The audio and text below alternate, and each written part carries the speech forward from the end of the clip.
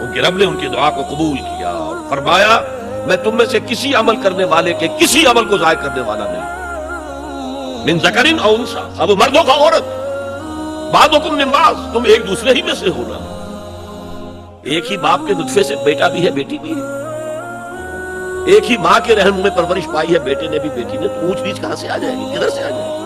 بعضکم من بعض، ایک دوسرے میں سے ہو۔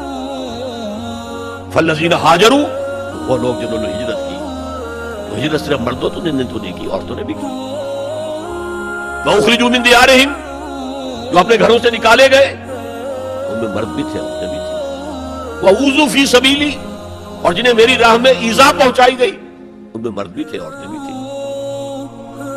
پہلے شہید ہونے والے دو میاں بیوی، ایک جوڑا، حضرت یاسر رضی اللہ تعالیٰ عنہ اور حضرت سمیہ ان کی اہلیہ رضی اللہ تعالیٰ عنہ، شدید ترین ٹارچر کیا ابو جہل نے اور پھر شہید کر دیا۔ وقاتلوا وقتلوا، پھر انہوں نے قتال بھی کیا، اللہ کی راہ میں جنگ بھی کی اور قتل بھی ہوئے۔ ان تمام کاموں کے اندر مرد اور عورت شریک رہے۔ قتال سے میں نے عرض کیا تھا کہ فرضیت اس کی جو ہے وہ خواتین پر نہیں، اس کے باوجود خواتین نے حصہ لیا، جاتی تھی، مرہم پٹی ان کے ذمے، آخر جنگ میں زخمی ہوں گے آئیں گے، کوئی مرد اس میں لگیں گے تو وہ ورکنگ جو ہماری طاقت ہے وہ کم ہوگی، پھر یہ کہ آخر خوراک کا بندوبست تو کرنا ہے، کھانے کا جو ہے راشن کا وہ کرتی تھی۔ تو یہ سب کے سب برابر کے شریک ہیں۔ سنیے دوبارہ الفاظ، فاستجاب لهم ربهم انی لا اضیع عمل عامل منکم من ذکر او انثى بعضکم من بعض فالذین هاجروا واخرجوا من دیارهم واوذوا فی سبیلی وقاتلوا وقتلوا لأکفرن عنهم سیئاتهم، میں لازماً دور کر دوں گا ان سے ان کی برائیوں کو، ولأدخلنهم جنات تجری من تحتها الانہار، اور انہیں لازماً داخل کروں گا ان باغات میں کہ جن کے دامن میں ندیاں بہتی ہوں گی، ثوابا من عند اللہ، یہ بدلہ ہوگا اللہ کے پاس سے، واللہ عندہ حسن الثواب، اور یقیناً بہترین بدلہ تو اللہ ہی کے پاس ہے۔ مساوات مرد و زن کے اس نظریے کو سمجھ لیجیے۔ دوسرا نظریہ میں بتاؤں گا جو آج دنیا مغرب سے لے رہی ہے، وہ سراسر گمراہی ہے، سراسر گمراہی ہے، سراسر گمراہی۔ لیکن نیکیوں کے میدان کھولے ہوئے ہیں مردوں کے لیے، عورتوں کے لیے۔ جو مرد کمائے گا نیکی وہ اس کے لیے ہے، جو عورت نیکی کمائے گی وہ اس کے لیے ہے۔ انڈیویجویلٹی ہے، فریڈم ہے، فریڈم آف ول ہے، مساوی ہے۔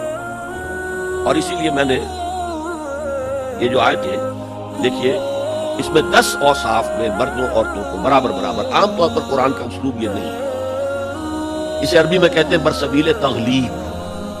ایک مجمع ہے، مرد بھی ہے عورتیں بھی ہیں، تو مذکر میں خطاب ہوگا، مؤنث کے صیغے سے خطاب نہیں ہوگا، وہ تابع ہے ساتھ ہی آ جائے۔ لیکن یہ آیت دیکھیے کتنی طویل ہے، ان المسلمین والمسلمات، یقیناً فرما بردار مرد اور فرما بردار عورت، والمومنین والمومنات، اور صاحب ایمان مرد اور صاحب ایمان عورتیں، والقانتین والقانتات، اور فروتنی اختیار کرنے والے مرد اور فروتنی اختیار کرنے والی عورتیں، والصادقین والصادقات، اور سچ بولنے والے مرد اور سچ بولنے والی عورتیں، والصابرین والصابرات، اور صبر کرنے والے مرد اور صبر کرنے والی عورتیں، والخاشعین والخاشعات، اللہ کے سامنے جھکنے والے مرد اور جھکنے والی عورتیں، والمتصدقین والمتصدقات، صدقہ دینے والے مرد اور صدقہ دینے والی عورتیں، والصائمین والصائمات، اور روزہ رکھنے والے مرد اور روزہ رکھنے والی عورتیں، والحافظین فروجہم والحافظات، اور اپنی شرمگاہوں کی حفاظت کرنے والے مرد اور اپنی شرمگاہوں کی حفاظت کرنے والی عورتیں، والذاکرین اللہ کثیرا والذاکرات، اور کثرت سے اللہ کا ذکر کرنے والے مرد اور کثرت سے اللہ کا ذکر کرنے والی عورتیں، اعد اللہ لہم مغفرۃ واجرا عظیما، اللہ تعالیٰ نے ان سب کے لیے تیار کیا ہوا ہے، اعد اللہ لہم مغفرۃ، ایک تو مغفرت انہیں ملے گی اور اجر عظیم ملے گا۔ یہ ہے وہ تصور مساوات مرد و زن، کوئی اونچا نہیں کوئی نیچا نہیں۔ البتہ اب میں اگلے قدم پر آؤں، ابھی تک تو افراد کی بات ہو رہی ہے، اب وہ ایک مرد اور ایک عورت شادی کرتے ہیں، یہاں آپ کو سمجھ لینا چاہیے اب وہ برابر نہیں رہے، اس لیے کہ گھر بنانا ہے، خاندان کی بنا ڈالنی ہے، ایک ادارہ ہے، انسٹیٹیوشن آف فیملی ہے، اور کسی انسٹیٹیوشن کے 2 برابر کا اختیار رکھنے والے سربراہ نہیں ہو سکتے. آئی جی 1 ہوگا, ڈی آئی جی 4 ہو, 5 ہو, 6 ہو. کوئی فرم ہے مینیجنگ ڈائریکٹر 1 ہوگا, آپ 100 ڈائریکٹر رکھ لیں, مینیجنگ ڈائریکٹر 2 نہیں ہو سکتے, کوئی کاروبار چل ہی نہیں سکتا. تو گھر کا ادارہ تو برباد ہو جائے گا اگر آپ نے برابر کر دیا دونوں کے اختیارات کو. آج اس کا مزہ چکھ رہا ہے یورپ اور ویسٹ اور امریکہ. خاندانی نظام ٹوٹ گیا. آج وہ شادی کرتے ہی نہیں, مرد شادی نہیں کرتے. کیوں کریں؟ قانون آپ نے یہ بنا دیا ہے کہ آپ نے آج شادی کی اور 1 مہینے کے بعد آپ اپنی بیوی کو طلاق دیں تو اپنی پوری دولت کا نصف دینا پڑے گا اسے. وہ کہتے ہیں ہم نہیں کرتے.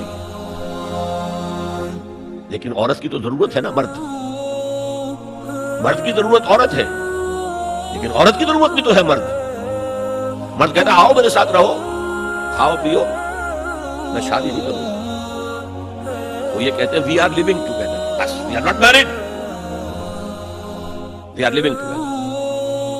بچے بھی ہو رہے ہیں. یہ کلنٹن کا 3-4 سال پہلے صدر تھا وہ, تو اس کا جو آیا تھا state of the union address, سال میں 1 دفعہ وہاں کا صدر دیتا ہے پوری قوم کو خطاب. اس میں اس نے کہا تھا کہ عنقریب ہماری امریکی قوم کی اکثریت حرام زادوں پر مشتمل ہے. اس کے الفاظ حرام زادہ نہیں, اس نے کہا باسٹرڈ نہیں کہا. کیا کہا؟ born without any wedlock, ماں باپ کے درمیان کوئی شادی کا بندھن ہے ہی نہیں اور بچے پیدا ہو رہے ہیں. یہی تو حرامی کہلاتے ہیں ہمارے. حرام زادہ کسے کہتے ہیں؟ اور یہودیوں نے حضرت مسیح کو کیوں کہا حرام زادہ؟ ان کا کہنا یہ ہے, جھوٹ ہے, بکواس ہے, لیکن کہنا یہ ہے کہ حضرت مریم سلام علیہا کا رشتہ تو ہو گیا تھا, نجار یوسف نجار ایک بڑھئی تھا, اس سے رشتہ ہو گیا تھا, لیکن ابھی وداعی نہیں ہوئی تھی کہ انہوں نے تعلق زن و شوق قائم کر لیا. تو یہ تو حرام کام ہوا, زنا ہوا, تو ولد الزنا ہے. بہرحال خاندان کا ادارہ تلپٹ ہو کر رہ گیا ہے. بنیادی طور پر اس کے لیے آئلی قوانین جو قرآن نے دیے, میں نے بارہا کہا کہ میں مسلمانوں نے بھارت کو سلام کرتا, انہوں نے اپنی آئلی قوانین میں آج تک کوئی دخل اندازی نہیں ہونے دی. جبکہ ہمارا حال یہ ہے کہ 1962 میں ایک ڈکٹیٹر, خود ساختہ فیلڈ مارشل, اس نے آئلی قوانین کا آرڈیننس نافذ کیا, جس کو سب نے کہا شیعہ, سنی, دیوبندی, بریلوی, اہل حدیث, جماعت اسلامی, سب نے کہا یہ غلط ہے اسلام کی روح سے. لیکن کوئی تحریک نہیں چلائی. جان تو کیا دینی تھی, کسی کی نکسیر تک نہیں پھوٹی. وہ آرڈیننس سے قانون بن گیا اور ضیاء الحق صاحب 11 سال تک اسلام اسلام اسلام اسلام پکارتے چلے گئے اس آرڈیننس